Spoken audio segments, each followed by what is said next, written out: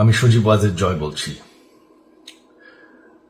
বাংলাদেশে এখন একটি বিশৃঙ্খল পরিস্থিতি চলছে।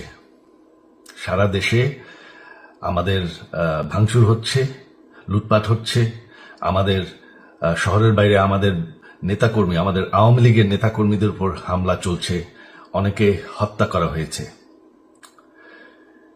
এই পরিস্থিতিতে আমি বলতে চাই, আওয়ামী লীগ হচ্ছে বাংলাদেশের সবথেকে পুরাতন গণতান্ত্রিক এবং সবথেকে বড় দল। আওয়ামী লীগ কিন্তু মরে যায়নি। আওয়ামী লীগ এই দেশকে, বাংলাদেশকে স্বাধীন করেছে।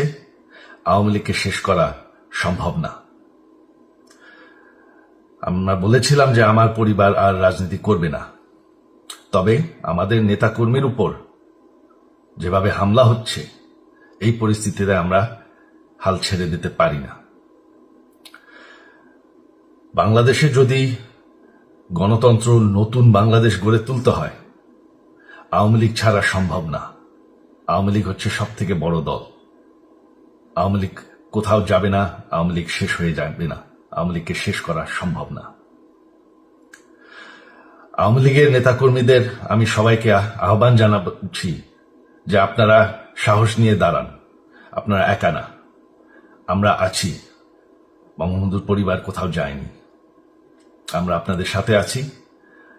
দেশকে, আমাদের নেতাকর্মীদেরকে, আওয়ামী লীগকে রক্ষা করার জন্য যা প্রয়োজন আমরা করতে প্রস্তুত।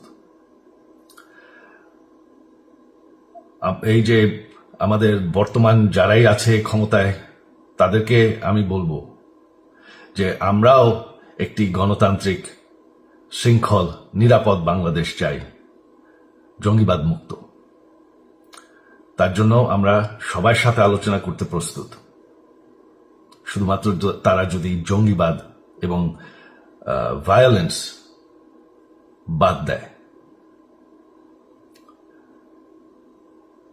শেখ হাসিনা মরে যাননি,